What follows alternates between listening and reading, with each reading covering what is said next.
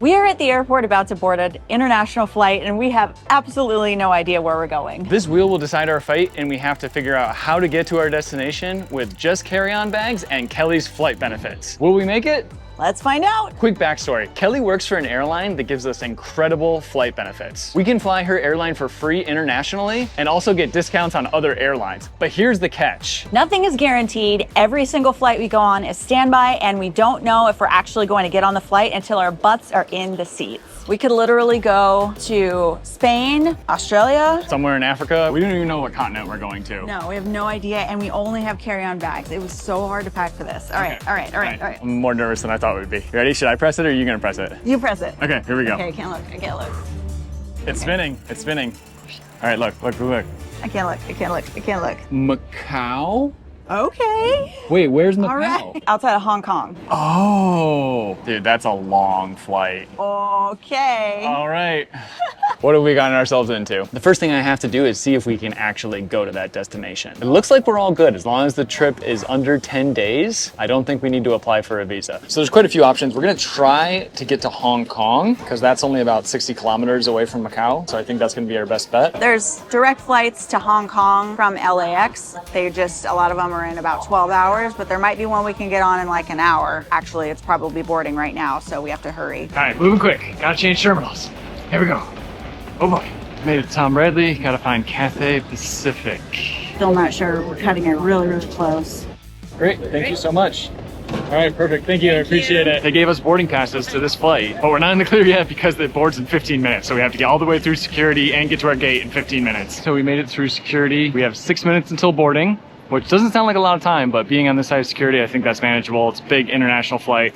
Boarding's gonna take a while. Things are looking good. I'm really surprised. Normally this does not happen where there's direct flight that we can actually get on. Fingers crossed we're gonna get there. We aren't on the plane yet. Got some goodies for the crew. I do not recommend actually getting them at the airport because they're very expensive, but we did not have time to stop. Well, I guess we did have time to stop, but we didn't know if we were gonna get on the flight. So we spent $20 on this, but that's okay. Crew deserves it. Very long flight. Gotta stay hydrated. Just got to the gate. They're doing last call. Had to get my coffee. A few hours ago, we didn't know we were doing this. And now we're sitting on a seat. Here's to our first Airport Roulette. Cheers.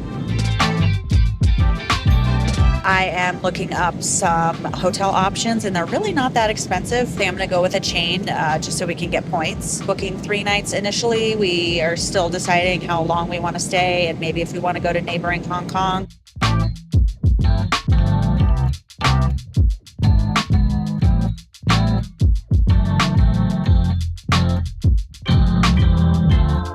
All right, we've made it to Hong Kong. 14 hours later. Yeah, it is currently about 4 a.m. in California and we're definitely feeling that. Now we have to go through customs at some point and then catch either a ferry or a bus to Macau. So it turns out there is no ferry to Macau, only to China. So we headed back to the bus counter, got on the last bus of the day, which leaves at 9:30. That's about 2.5 hours from now. But nice little surprise, it ended up being free. Yeah, they have a promotion going on, so you didn't even have to pay for the tickets. So. Yeah, hey, free is cool. So. We're on our way, in theory. Uh-oh, Kevin found the 7-Eleven.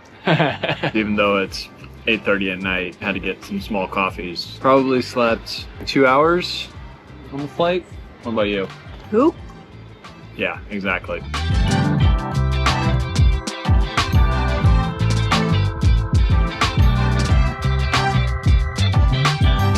We're almost there, almost to the hotel. How you feeling? Not confident.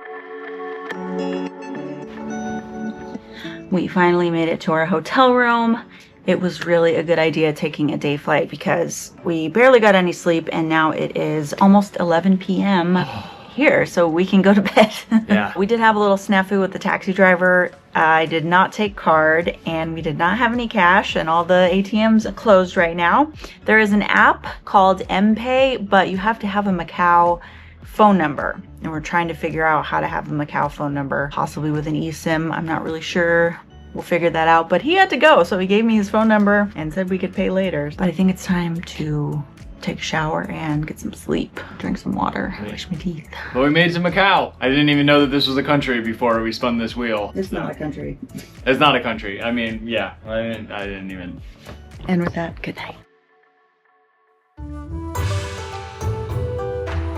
First day in Macau. What do you think? Kind of like it. Crazy Asian city, but it's pretty and it's clean. There was a 7-Eleven right around the corner from our hotel for us to get bus passes. We've had a little bit of trouble figuring out how to pay for things here. Cash is kind of king, which is interesting because this is a very modern city. It's been a little complicated, but we got these things called Macau passes, which I knew you could use for the buses. You can use that like a debit cards. I don't know, we're figuring it out as we go. As you might know, we didn't have much time to plan for this trip. It worked. We're on the bus, which left very quickly, so you need to be on time. Oh, cool, look.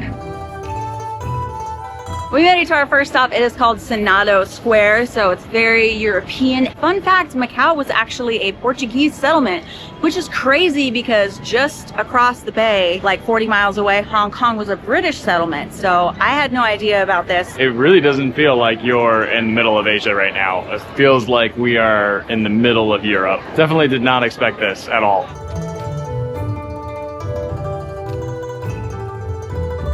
Made our way to the ruins of St. Paul, 17th century Portuguese church. It was destroyed by a fire. It is absolute madness out here. Of course, it's Saturday, but Macau is pretty densely populated as far as I understand. So the combination of those two things makes for large crowds. I don't know if summer's the best time to come here, but it's the luck of the draw for us. Kevin's having a really hard time. He does not like crowds or heat and humidity, so this is not the right place for him right now. And he's being a little bit of a grump. Just a little bit. It's so hot and humid outside. Any food just did not sound good to me, but then I saw a waffle with ice cream and I was like, yeah, I could get down on that. And it is better than I imagined. We're about a 10-minute walk away from the ruins of the St. Paul's Cathedral, so we're a little bit out of the tourist area. Of course, because it's a million degrees outside, we got iced lattes, and they came with frozen milk balls instead of ice cubes to water them down, which is a wonderful touch, if you ask me. Okay, we are fueled with caffeine and waffles. So we came back to the fort. This is crazy. I had no idea that this was a European colony. Like, I knew about the history of the British with Hong Kong, but Macau, no idea. Like, and they're so close to each other and they're totally different. They even have a different currency, which I'm shocked about. But it's really cool because honestly, we probably never would have come here if it weren't for Airport Roulette.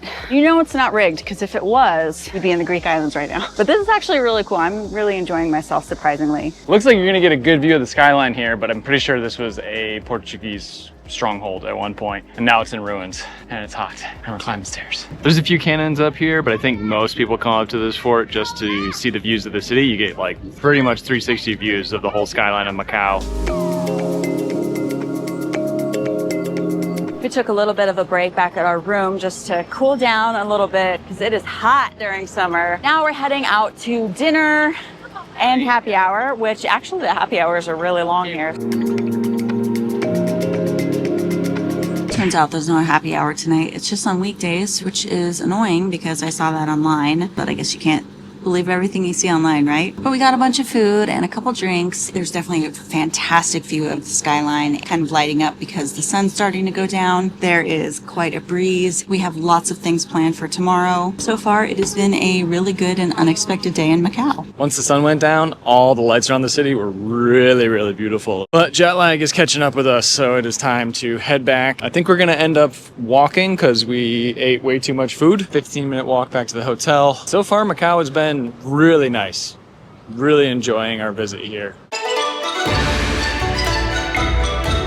If you watched our videos before, you know that I absolutely love wildlife and I couldn't come to China, sort of China, without seeing pandas. They call it a giant panda pavilion, but essentially this is like a free zoo. I can't wait to go see some pandas. Yeah.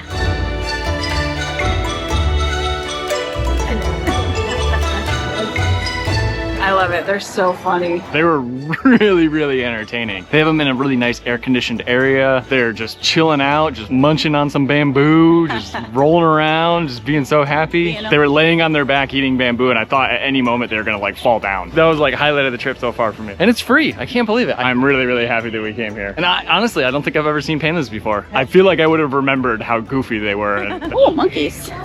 This is definitely a cool little day spot here. They have some monkeys and some lemurs and a few cool, it's a bug, and a few cool birds, but obviously the main attraction are the pandas. Pretty much, I think, made a circle around the whole place, which doesn't take very long.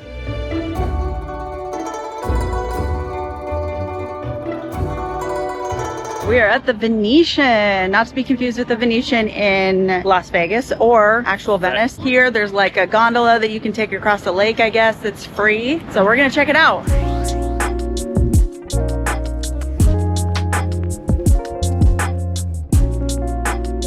One type of food that's famous in this part of Asia is something called an egg tart. This guy called Lord Stowe invented them, and now there's this bakery chain called Lord Stowe. So of course we had to come here and get an egg tart, but it's absolutely insane. Been in line for about 10 or 15 minutes. Definitely an experience that we have to have. We found one chair that we're sharing.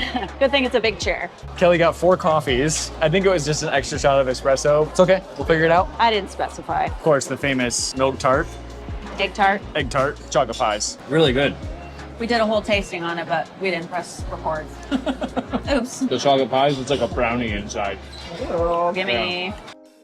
Good stuff. Looks just like the little Portuguese pastry, but I read that they're a little bit different. I've never had one of those Portuguese ones before, so I don't really know the difference. It feels nice and warm and fresh. Pretty good. It's lightly sweet. Very flaky crust, which is really good. It's not like really a creme brulee top. It's not hard, but it's definitely caramelized and very custardy. So the whole bottom area of the Venetian is like the reception and check-in and the casino, and then you go up a bunch of escalators, and that's where the Grand Canal shops are, as well as the gondola, which is kind of crazy. It's all upstairs, and it's like a gigantic shopping mall. If you've ever been to the one in Vegas, it is extremely similar. All right, we're going to Team Lab, which is a modern art museum. and it's supposed to be very immersive. What in the world have we gotten ourselves into? It's like magic. There's no map either. You just walk around.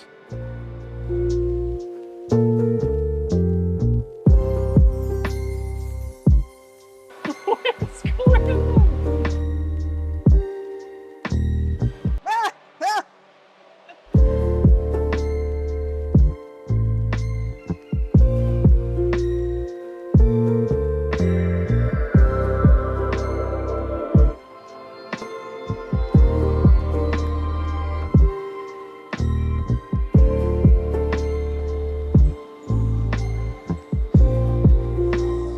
Sounds and the lights and the reflections.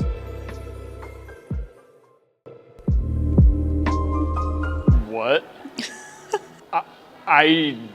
What?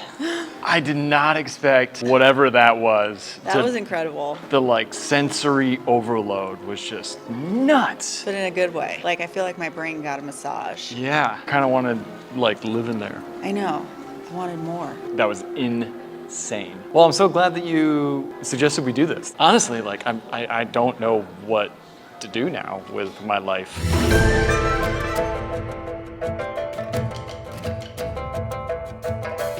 We're checking out a Chinese temple. You can't come to Macau without checking out some Chinese tradition and cultures. This is actually Macau's oldest temple. It was built in 1488, and it's dedicated to the sea goddess. And it's beautiful. Lots of people with offerings, lots of incense, very beautiful. So our first airport roulette ever. How do you think it went? Macau was an incredible destination. I had no idea about any of the things to do there. I think this whole idea of picking a destination so last minute is awesome. It's like the purest form of exploration. You have no idea what you're getting into, you have no plans, and you're just experiencing it as it comes along. So for our very first airport roulette, I think even though it was an Asian destination, it was relatively easy. It might not always be that way. We're gonna make this into a whole series. We can't do it for every one of our trips because of scheduling, but we're gonna do it as many times as possible, and who knows where we'll go next. Until then, This is Kelly and Kevin from The Awkward Tourists.